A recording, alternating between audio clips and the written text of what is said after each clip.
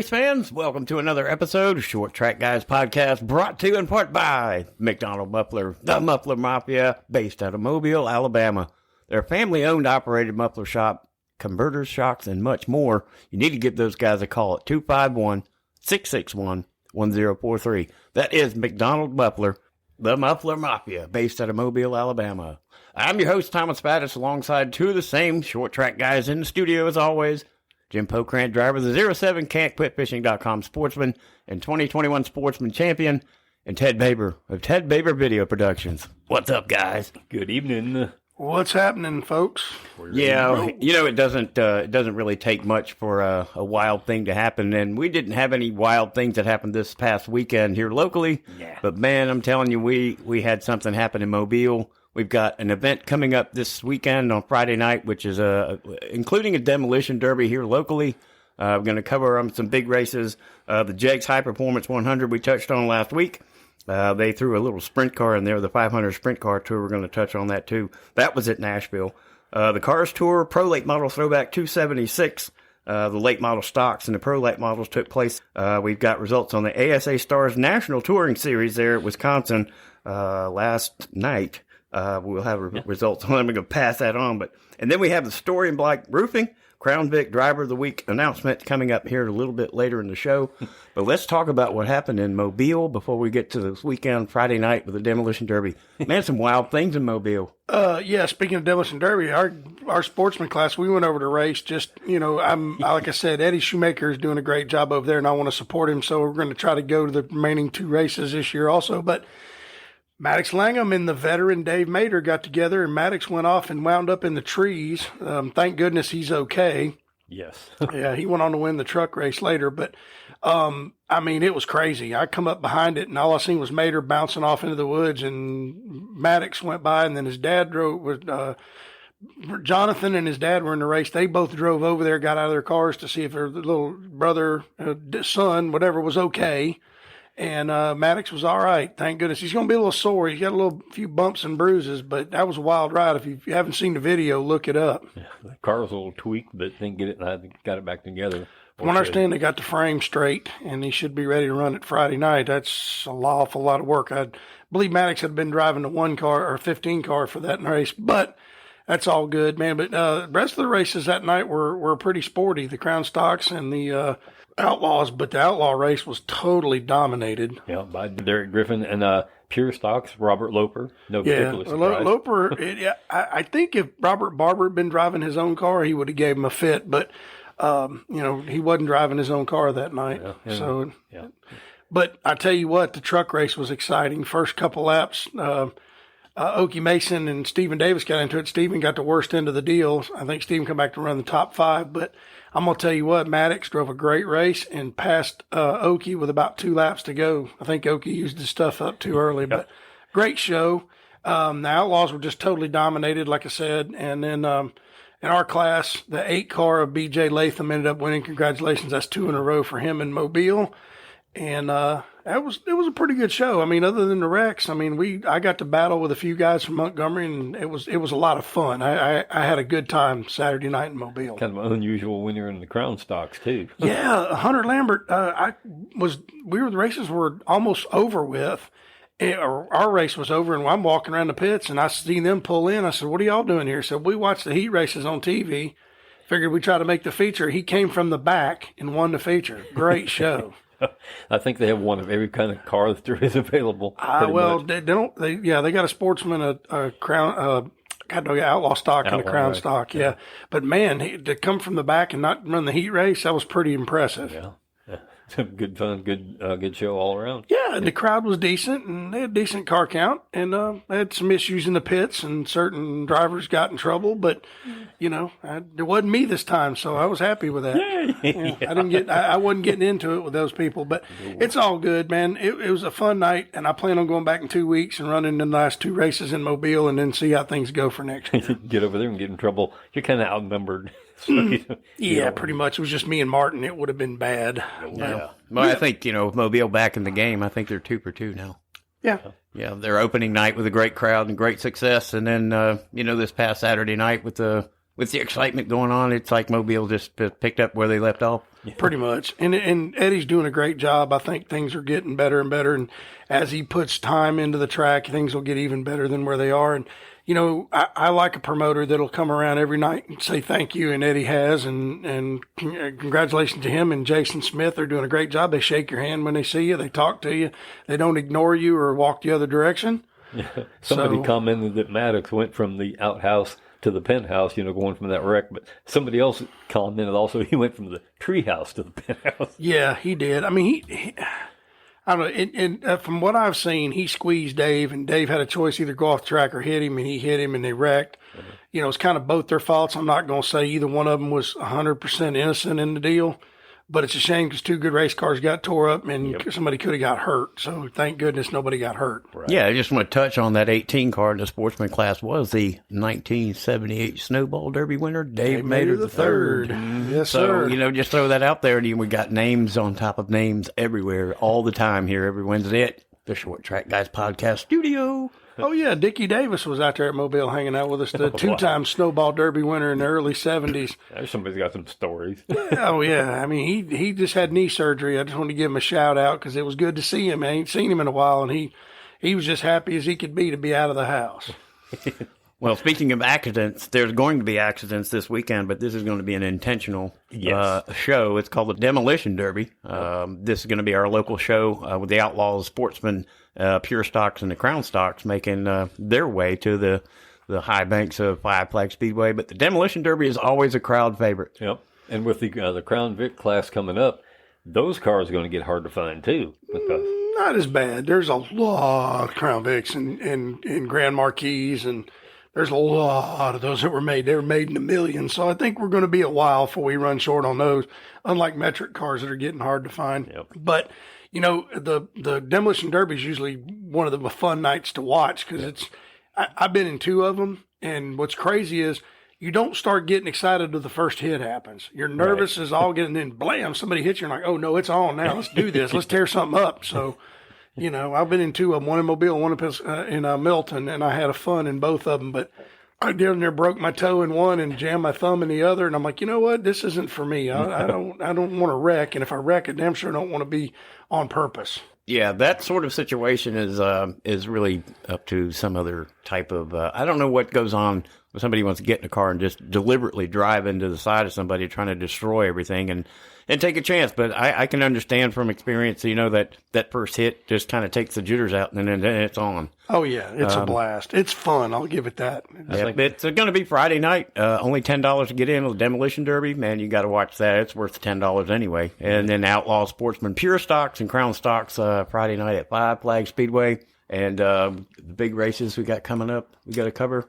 The JEGS High Performance 100 in Nashville, where we have mentioned many times everybody loves the Nashville Fairgrounds Speedway. The race results going on with Dylan Fitcho, Jackson Boone, Hunter Wright, Bryson Schaffer, and Chase Bird in the top five there. Man, I'm telling you what, they really put on a good show with 3 Fords actually finishing in the top 5, which it's kind of frowned upon in this studio. We're all Chevy guys, I'm sure. But anyway, JEGS High Performance 100 in Nashville. They put on a pretty good show. And that was just the first race, and they had the little 500 sprint car race after that. That was pretty good, too. That was hot action there, boy. Those guys were getting it around that track. Sprint cars are the neatest thing on asphalt. I mean, you got to have big uns to drive around there wide open, and they do it, and it's wild, especially when it's cool out and you can see the air coming off the wing. The mist. Vapor trails. The vapor trail, yeah, basically. But, I mean, you know, you got to have a set that's sparked to sit in one of those things and drive around there that fast, especially the ones with no wings. Yeah. Well, there's actually a few of them here that we've mentioned, too, with Cody Swanson, Dakota Armstrong, Bobby Santos III, and Billy Weiss. There's actually one here, Brian Gerster. We just talked about that before we went on. Has the track record here in our backyard.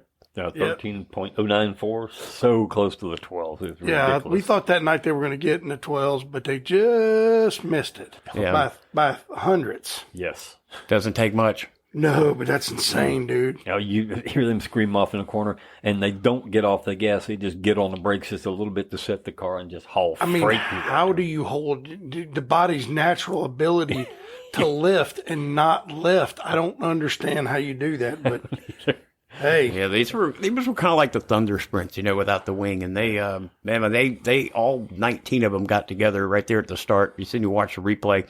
It just it'll make the hair stand off on your arms, and Billy Weiss said it just took off. Cody Swanson really had something to say about it early, but didn't come away with it. Billy Weiss was actually the one to come away with the win. I do want to give a shout out to one of the female hot shoes, Kaylee Bryson, finished 11th. She had a little struggle there qualifying with 13th with an 18.546, but came home 11th. She's one of maybe a handful of females that are up for an award here. We're going to maybe get to in a week or so. I saw it just a few days ago. There was a group of female drivers that were in for an award. You know what? It was the Earnhardts. I think it was Kelly was announcing that one of the girls that in that list, I think, was Haley Deegan. Right. And she might be in the hunt to take over a junior ride. So, but there's another list, and I think Kaylee Bryson was one of those listed that they're in the top 5 or 6 that they're looking for. Yeah, well, Haley Deegan's a Ford girl. Well, Kelly did mention that if she jumped ship, that would be a shock because she is a Ford girl. Yeah, Ford has been backing her ever since she raced off road, so that would be quite a stab in the back to the Ford camp. But you never know. Go where the money is. Go where the fast cars are. Yeah, that's it. Take your chances. If you have to move on. Just do whatever it takes to get there. Yeah, exactly. And I think there's another one too. Katie Hettinger, I think we mentioned on that. She just turned 16 and she was leading the points in the Pro Late Model Tour, the Cars Tour. And they just went to Hickory this past weekend in the Pro Late Model Throwback. And she came away with a 4th place finish. She's now 9 points in the lead. She gave up a couple of markers, but Cole Butcher, Caden Quapple, Austin McDonald, Katie Hettinger, and TJ DeCare with the top 5 there at the Throwback in the Cars Late Model Tour, the Pro Late Model Tour. But she was another one that was thrown into that mix. But there's a lot of female hot shoes out there that you start getting noticed every week. Right.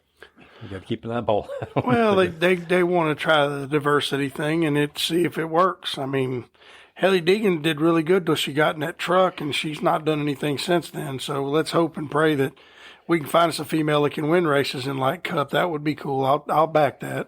Yeah, moving right along, just knocking them out one at a time. And we've talked about Bubba Pollard, the old 26 hot shoe that's won everything under the sun except the Snowball Derby. Well, guess what? He caught him a win this past weekend in Berlin. How about that? Hot dog.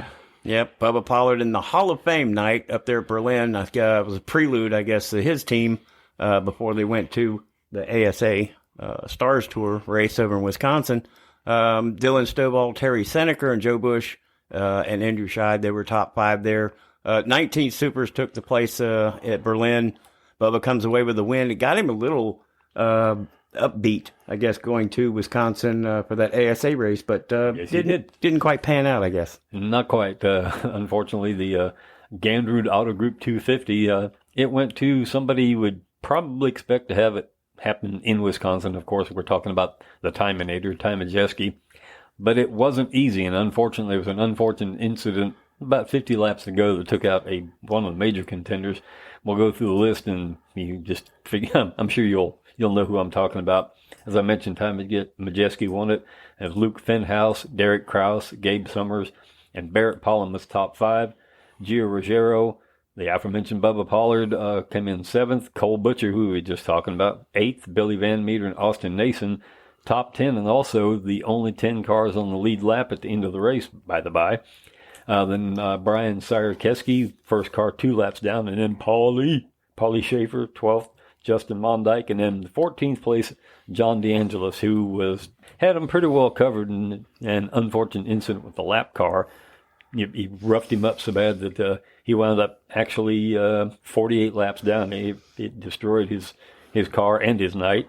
Then Jonathan Island, Haley Jankowski, Andy Monday, Albert Francis, Levon Vandergeest, R.J. Braun, Sammy Smith, kind of unusual for him to finish up that far down, Bobby Kendall, Trevor Vandermolen. Well, we got some names, I got to tell you. Joseph Schultz, Johnny Sauter, really unusual for him, Peter Van der Molen, and James Swanson. And that was the entire list of the runners of the Gandrud Auto Group 250. Yeah, that run-in with the 95 car you just said, Janikowski, what was it? Yeah, he finished a couple of spots behind John DeAngelis. And John has actually been a guest on our podcast before, and we met him years ago here with the Snowflake, and then he came down with the Super and did really well, and has been running big races. And actually, I think he took the lead with less than 50 to go and was really dominant in a backup car. Yes. The motor let go in his primary, and his team worked overnight and put that car together and just picked up where they left off, and he went out and got the lead and had to run in with the 95 car. Harley Jankowski. Yeah, okay. And he was really, really upset. And as you would expect. As understandably anybody would be, with I think right at that happened, he had a 2 or 3 car length over Ty Majeski. Yes. And, one of those names that we didn't mention in that whole list was the Minnesota Missile. Yes, that's true. I don't even have him listed here. Actually. Don't even have him listed. William Sawallet, and that's Sammy Smith in the Donnie Wilson car. That was kind of quite unusual. Right. For him to finish that far back. 21st? Yes. Wow. Obviously something broke on that car. No doubt. Yep. And Johnny Sauter was in the 18 for Anthony Campy, getting points for that ownership. So I saw pictures of the car, and he got into that styrofoam pretty bad, and the right side of that car was destroyed. I don't know what happened, but... Yeah. Why wasn't Casey Roderick in that car? Yeah, I wonder what has happened to Casey Roderick. Because Casey didn't even run Pensacola. He hasn't. Nobody's heard from him. No, right. I'm not sure what's going on in that camp. I don't know. It's kind of weird, And I feel bad for John DeAngelis because when we interviewed him, he said he was only going to run a select number of races this year because that's all he had time for. And to run that good, and every time he's run this year, he's run pretty sporty. And then to have that happen, I hate it for him. Yeah. Blow the engine in your primary car, bring the backup car, now it's destroyed. Yeah. Yeah, if anybody knows about Casey Roderick, please, you know where to find us. Yeah. Let us know something. We'll catch that up on next week. Yes. That's weird. Yeah. I don't know. That's very odd for him to just disappear and nobody heard. He hadn't missed. That's the first one of the Stars Tour races he's missed because he was leading the points. This was a few races ago. Yeah. So I don't know. Mystery, we'll have to find out. Yeah, Ty Majeski has pretty much put it on cruise control, I think.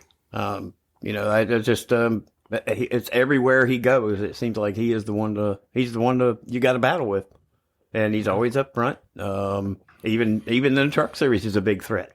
He's been running good in the truck series, and Ty Majeski is just kind of taken over the pedestal, I think, as far as the short track guy to look at. I don't know. I mean, I hate to say it. Yeah, Bubba did win, and Bubba's our guy. I mean, there's no denying. Bubba spanked him twice this year in 2 of the biggest races of the year, Rattler and at the North Wilkesboro race. I wouldn't say he's taken over. I'd say he's there, but I ain't say he's taken over yet because there's still some other guys winning besides him. Just my opinion. I like Ty Majeski. He's a great race car driver, but he's going to move on to the big series for people that are going to stay short track racing and hang around. You know what I mean? He's not going to. Once he gets to the big time, he's going to forget about late models, or he may run 1 or 2 races a year, depending on who he drives for. Yeah. Be interesting to see where he goes and who's going to fill in his shoes when he does. Well, he's another Ford guy, I think. So, because there's the only Toyotas are, I know that, what is it? Legacy Motor Club is becoming Toyota, but they're only going to have 2 seats. Mm-hmm. Well, I tell you, somebody that deserves a seat, and speaking of short track guys, is John Hunter Nemechek. Yeah, he's dominated some Xfinity races this year and won a bunch of them. Yeah, I think he's in a threat to take somebody's seat. Well, he was running in Cup, running for a crappy team. He quit. Went back to the truck series, drove for Kyle Busch, won a bunch of races, and I think he almost won the championship. Yeah, he was very close. And then Joe Gibbs put him in the 20 car, and he's won, I think, 5 of the 3 races that he's run this year. I take it back. He's a contender for the championship. He's in the playoff for that, and he's won several races, and he's been there consistently. So there's another guy that's looking to take somebody's seat. Yeah, snowballed every winter. Yes, he sure is. He absolutely is. That was one of the most exciting snowball derby finishes we had between him and Eckes, wasn't it? Yeah, it was. It was the closest one I think we've ever had, thousandths of a second apart. Yeah, because in the picture, you can't even see Eckes' car. They're so close. Yeah.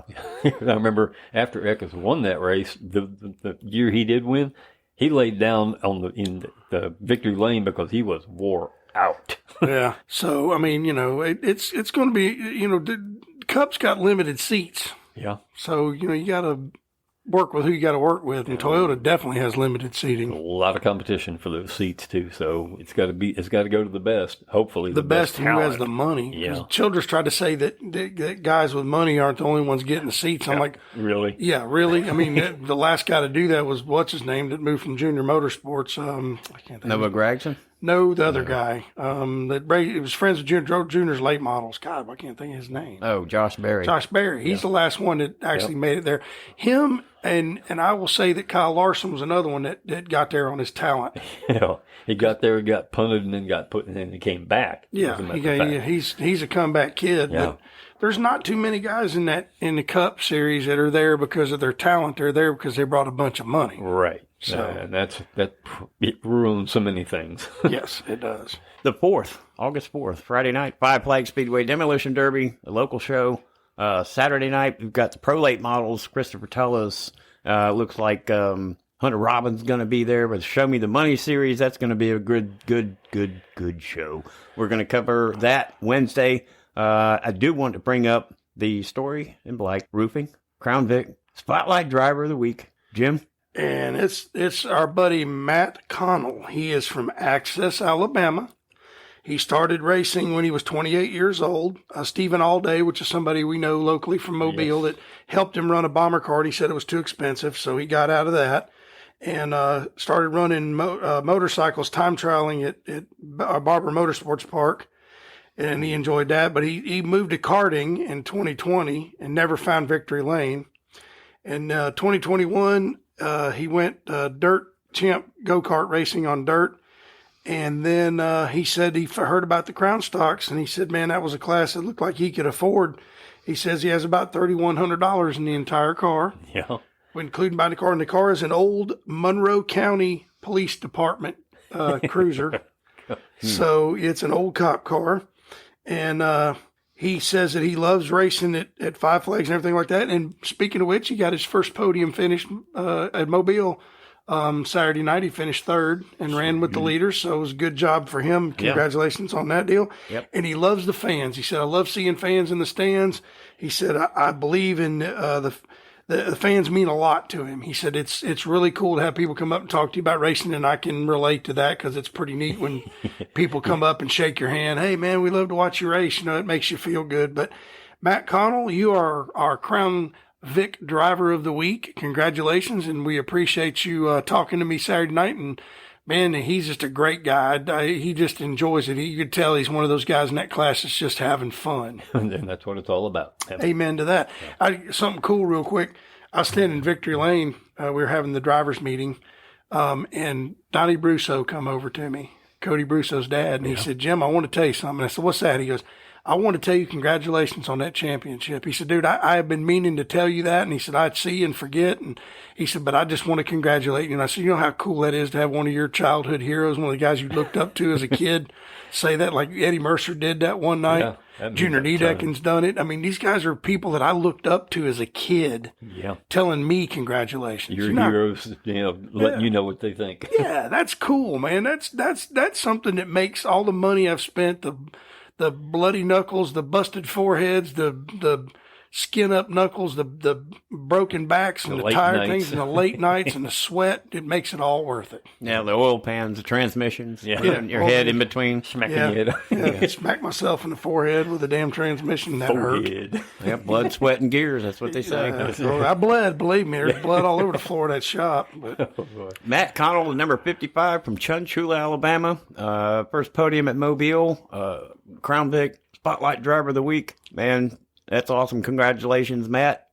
Many more coming, I'm sure. Oh, yeah. That Crown Vic class is, once again, I just got to say, is awesome. They put on a show. It's huge, too. There's so many of them out there. Yep. I think that, they need to do something, but they maybe have a Crown Vic Mobile Pensacola champion next year. Do like they used to do, have a Gulf Coast champion. Right. Yeah.